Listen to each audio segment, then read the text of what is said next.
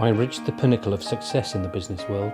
In others' eyes, my life is an epitome of success. However, aside from my work, I have little joy. In the end, wealth is only a fact of life that I am accustomed to. At this moment, lying on the sickbed and recalling my whole life, I realise that all the recognition and wealth that I took so much pride in have paled and become meaningless in the face of impending death. In the darkness, I look at the green lights from the life supporting machines and hear the humming mechanical sounds. I can feel the breath of God of death drawing closer. Now I know, when we have accumulated sufficient wealth to last our lifetime, we should pursue other matters that are unrelated to wealth. Should be something that is more important. Perhaps relationships, perhaps art, perhaps a dream from younger days. Non-stop pursuing of wealth will only turn a person into a twisted being, just like me. God gave us the senses to let us feel the love in everyone's heart, not the illusions brought about by wealth. The wealth I have won in my life I cannot bring with me. What I can bring is only the memories precipitated by love. That's the true riches which will follow you, accompany you, giving you strength and light to go on. Love can travel 1,000 miles. Life has no limit. Go where you want to go. Reach the heights you want to reach. It's all in your heart and in your hands. What is the most expensive bed in the world? Sick bed. You can employ someone to drive the car for you, make money for you, but you cannot have someone to bear the sickness for you.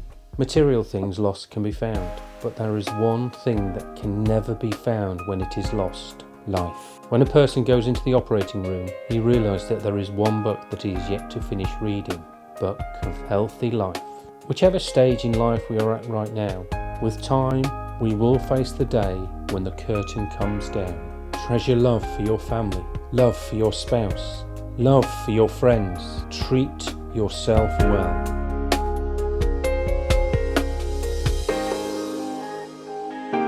My name is Joshua Yamse. I'm from Nigeria. I'm currently studying law in the University of East Anglia. If given a second chance, what I'd like to change about my life, I would like to be born 10 years older, because I'm currently the last child in my family, and my immediate elder brother seniors me with about 10 years. So I believe if I was born 10 years ahead, I would have probably had a different upbringing and a different personality, in the sense that I currently have a slightly introverted personality. I'm more or less used to being at home and staying indoors and working with myself alone. And it's affected me in that sense. And if I was born earlier, I probably would have been able to socialize more, play with my peers.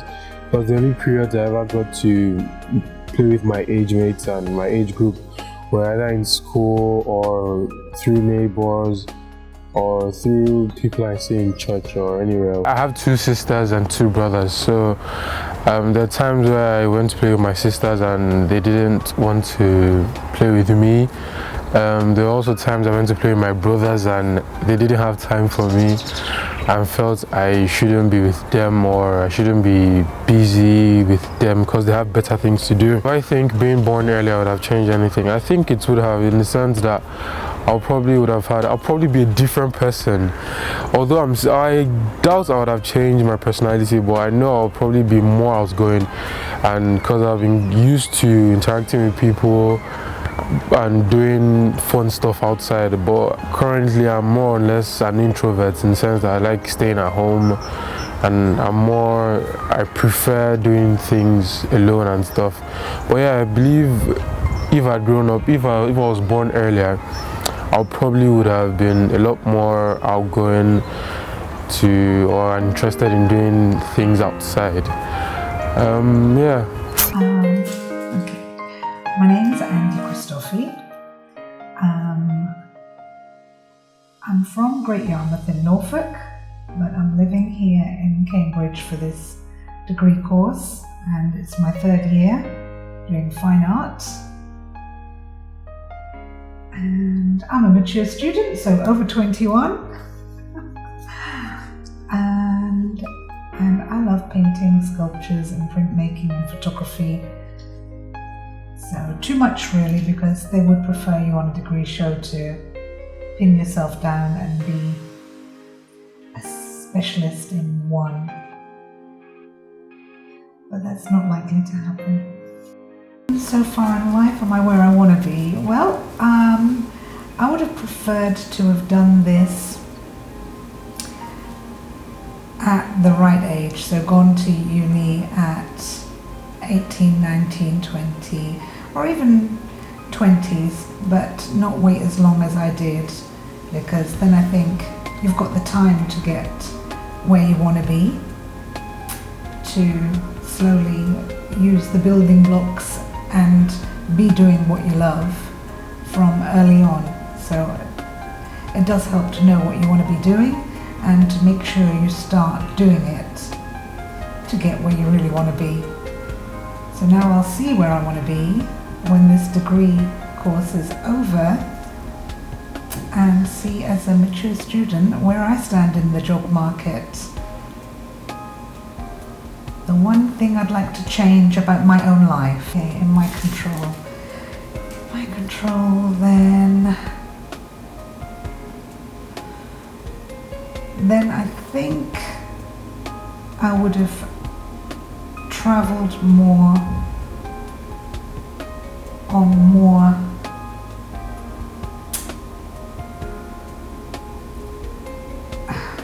to more places where I'd be finding out about real life situations and people's, rather than too many beach holidays and reading rubbish romances.